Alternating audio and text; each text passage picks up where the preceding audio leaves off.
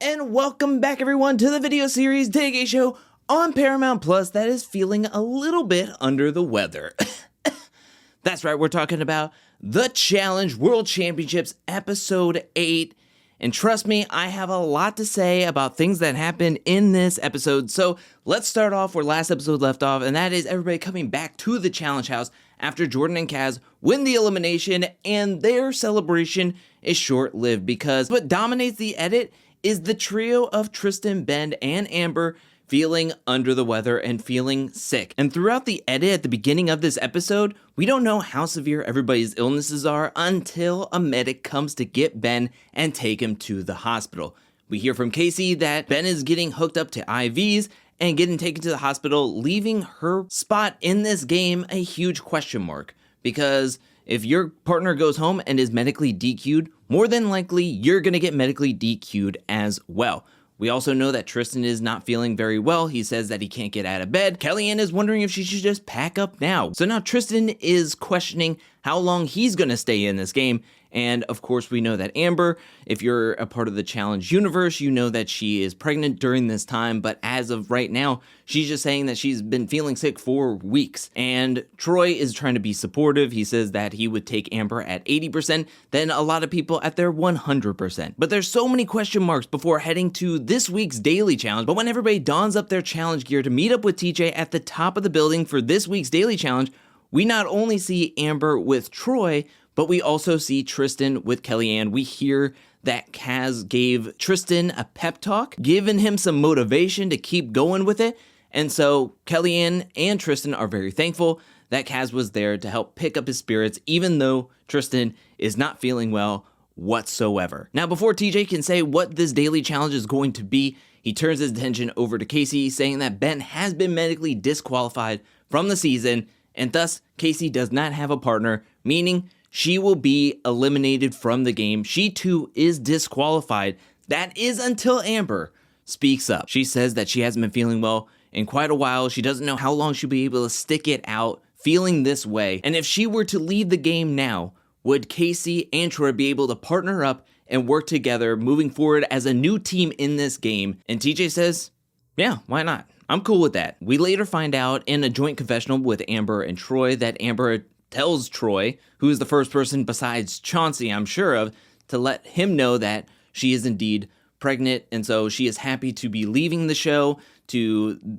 go home, be with Chauncey. And I'm very happy for Amber and Chauncey. I'm just a part of the challenge audience that is just like another pregnant woman on the show competing without knowing she is pregnant. Come on now. That's ridiculous how many pregnant women there have been since like Total Madness up until this point. Ridiculous, but I'm very happy that Amber is happy, healthy, their family is happy and healthy, and we do not get to lose Troy and Casey or Kellyanne and Tristan, as all four of those players get to stay in this game. And I have to commend Amber for sticking it out as long as she did, feeling as bad as she was, as well as thinking of others. I just think that if this is the last time we see of Amber for a while or forever on the challenge, I have to say that she has been a light on the show, and she went out in a very noble way, giving up her spot to somebody who has been in alliance against Amber and who has been associated with people who have been against Amber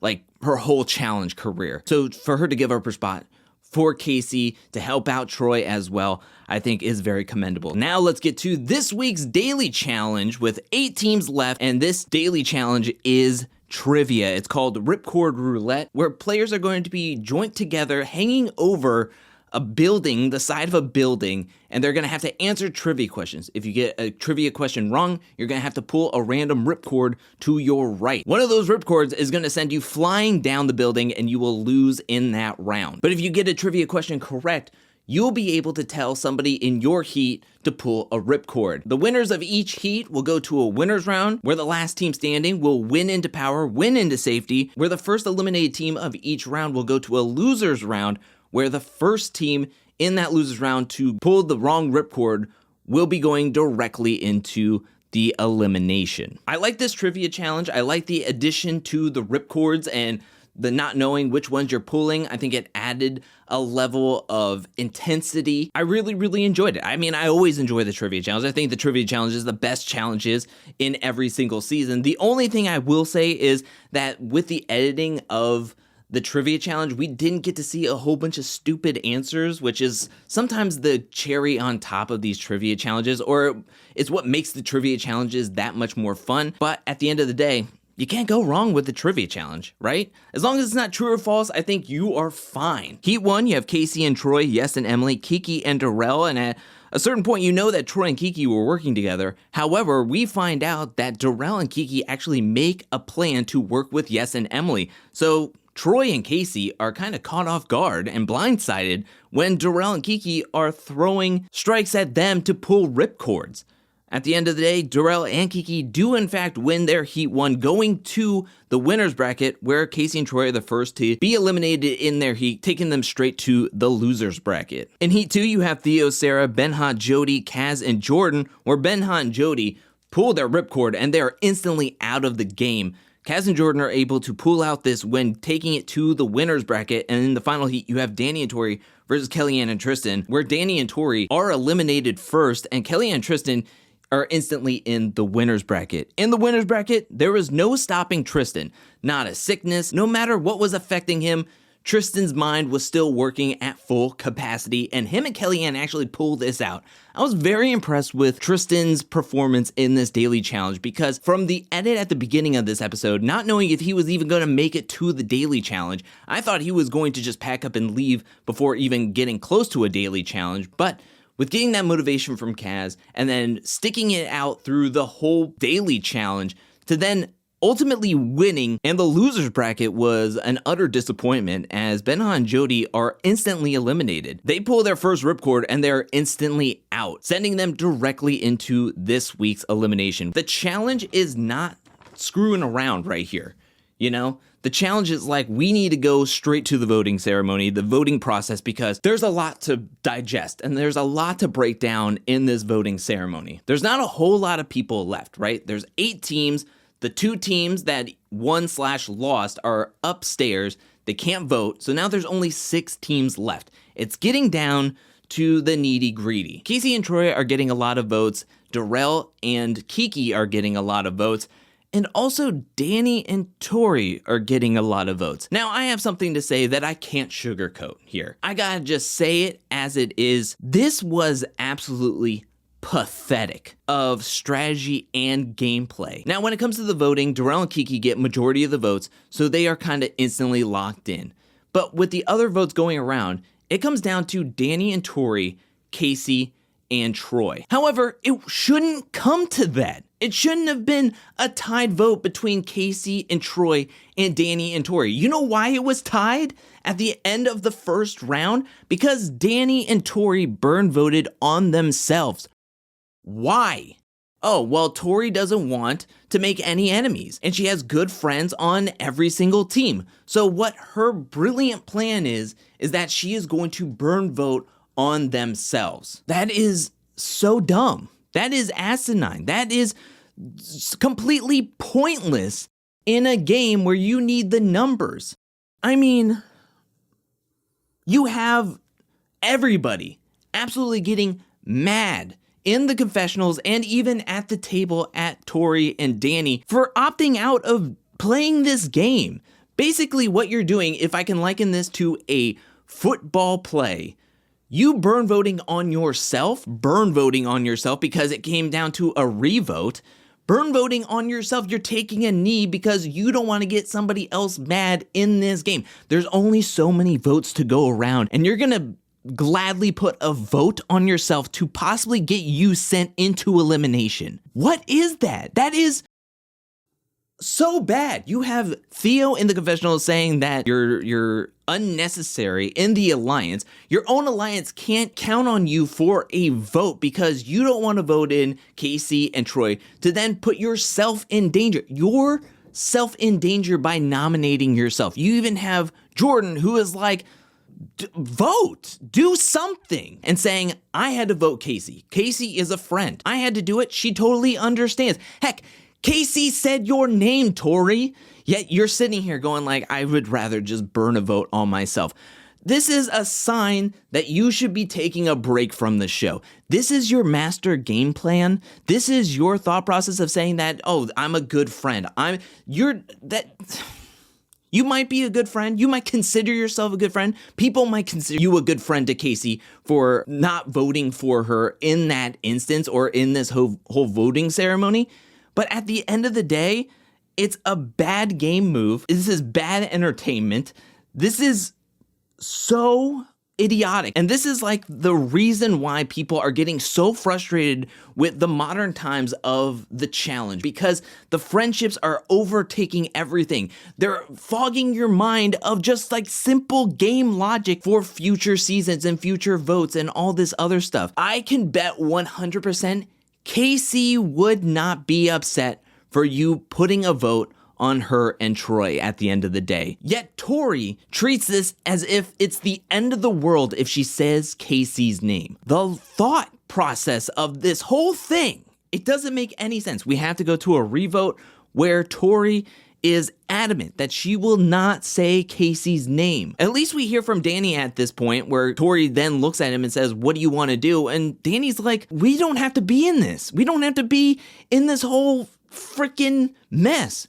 Just put a vote on Casey and Troy, and we could be done of this. We shouldn't have been in this revote in the first place. Yet Tori treats this as if it's the end of the world. I couldn't say the two letters next to each other in this moment, or it is a complete betrayal of my whole being if I say K and C next to each other.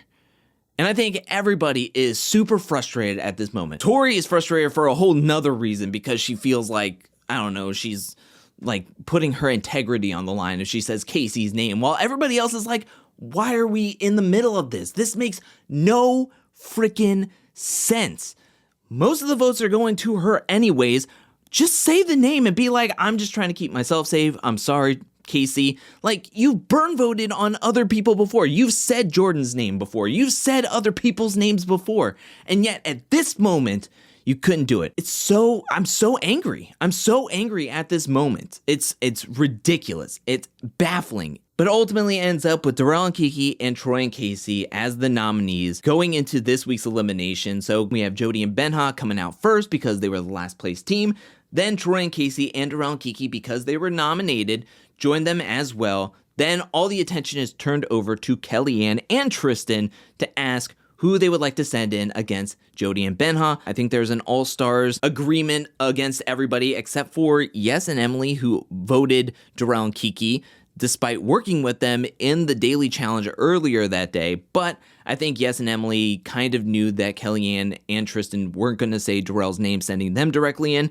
So when it came down to it, Kellyanne and Tristan voted in Troy and Casey to take on Jody and Benha in this week's elimination called Spin Me Round, where one partner is going to be on a rotating board. The other partner is going to be trying to put a puzzle together from what their partners can see on a board over a wall when they get them flipped over on the right side. The first team that can properly put their puzzle board together will win this elimination, stay in the game while the other team is eliminated. And honestly, after hearing what the elimination was, I kind of could tell that Jody and Benha were not going to win. The worst part about them as a team is their communication skills. Not just because English is a second language to Benha, it just never felt like Jody and Benha could really come to terms with each other and get on the same page, lock in with a strategy, and they never really looked to be like friendly with each other. There always seemed to be something in between them being able to work well with each other. Now, when it came down to physical daily challenges or anything like that, they would be able to rock anybody. The same thing with their elimination performance against Naya and Rodri.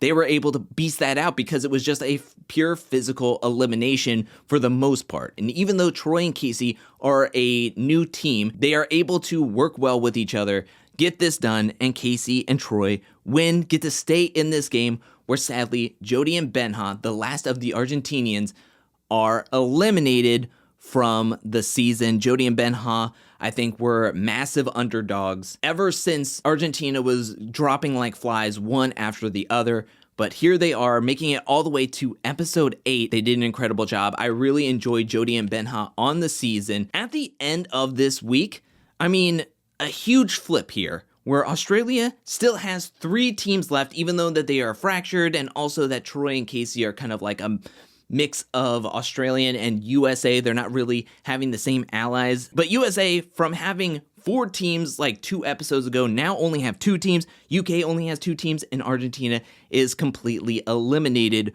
from this game. And so the numbers are flipped, the numbers are flopped. Does the country stuff really even matter at the end of the day now that there's so many things going on? There's so few teams, and also there's a team that's mixed between US and Australia. I think it's going to make for interesting storylines and gameplay moving forward. But that is it for this review and recap for this week. What did you think about this episode? Let me know down in the comment section below. What did you think about the trivia challenge? What did you think about the elimination? Also, what do you think about Amber giving up her spot to Casey so that Casey and Troy could be partnered up together? What do you think about that move? Let me know down in the comment section below. Will you be sad to see Amber gone from this season? Are you going to be sad to see Jody and Benha go, as well as Ben? What do you think about Tori's move about wanting to burn vote on her and Danny twice? Do you think that was a dumb move or a good move? Let me know down in the comment section below. I'm thinking about doing a comment palooza for tomorrow's Tiny Table Talk. So I'm going to take a good amount of comments from this week's review and recap video and use them in tomorrow's Tiny Table Talk. So please leave me any and all comments you felt about this week's episode down in the comment section below. I also want to give a special shout out thank you to everyone who supports me over at patreon.com/angelcakevids. Thank you for your support. Thank you for your generosity. Thank you. And thank you to everyone who is watching this video up to this point. I'll be back really, really soon with more Challenge World Championship content, more challenge content, more content in general. But until then, peace.